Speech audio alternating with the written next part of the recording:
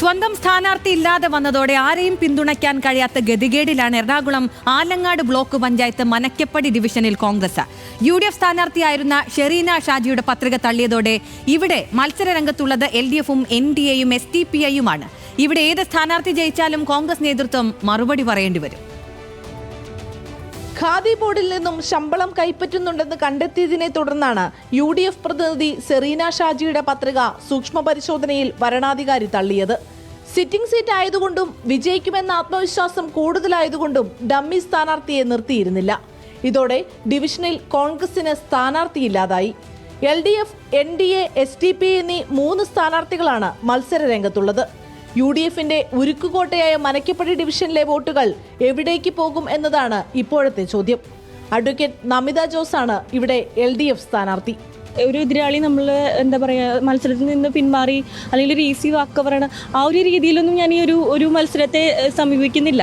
ഞാൻ എൻ്റെ പ്രവർത്തനങ്ങളിലാണ് ശ്രദ്ധ കേന്ദ്രീകരിക്കുന്നത്. ഞാൻ എൻ്റെ പ്രവർത്തനങ്ങളുമായി മുന്നോട്ട് പോവുകയാണ്. ഇതിൽ ബാക്കി എതിരാളികൾ മത്സരത്തിലുണ്ടോ അല്ലെങ്കിൽ അവർ തള്ളിപ്പോയോ ആ ഒരു കാര്യങ്ങളിൽ ഞാൻ ഫോക്കസ്ഡ് അല്ല. ഞാൻ എൻ്റെ പ്രവർത്തനങ്ങളിൽ മാത്രം ഫോക്കസ് ചെയ്തിട്ടാണ് മുന്നോട്ട് പോയിക്കൊണ്ടിരിക്കുന്നത്. ശ്രീജ ഹരി NDA സ്ഥാനാർത്ഥിയായും നിൽക്കുന്നു. ഹസീന ഷാനവാസാണ് SDPI സ്ഥാനാർത്ഥി. കോൺഗ്രസ് കുടുംബത്തിൽ നിന്നുള്ള ആളാണ് ഹസീന. വോട്ട് കിട്ടും എന്നുള്ള പ്രതീക്ഷ ഉണ്ടായിരുന്നു. പിന്നെ എന്തായാലും ജയിക്കും എന്നാണല്ലോ എല്ലാവരും ചിന്തിക്കുന്നത് തന്നെ. ഞാൻ വിമൺ ഇന്ത്യ മൂവ്മെൻറ്റിൻ്റെ കളമശ്ശേരി മണ്ഡലം സെക്രട്ടറിയാണ്. അപ്പോൾ അതുകൊണ്ട് എനിക്ക് പ്രവർത്തനങ്ങളൊക്കെ കുഴപ്പമില്ല. എൻ്റെ ഉപ്പയൊക്കെ കോൺഗ്രസ് ഫാമിലിയാണ്. ഞങ്ങൾ എല്ലാവരും അങ്ങനെ തന്നെയാണ്, കോൺഗ്രസ് ഫാമിലിയാണ് ഉള്ളത്. പിന്നെ ഞാൻ വിവാഹമൊക്കെ കഴിച്ച് വന്നേ പിന്നെയാണ് ഈ പാർട്ടിയിലോട്ട് വനിതാ രംഗത്ത് പ്രവർത്തിച്ചു തുടങ്ങിയത്. കരുമാലൂർ പഞ്ചായത്തിലെ 6 വാർഡുകൾ ചേർന്നതാണ് ആലങ്ങാട് ബ്ലോക്ക് പഞ്ചായത്തിലെ 1ാം ഡിവിഷൻ. 2015-ലും 2020-ലും 1000 വോട്ടിലേറെ ഭൂരിപക്ഷത്തിനാണ് UDF ഇവിടെ LDFനെ തോൽപ്പിച്ചത്.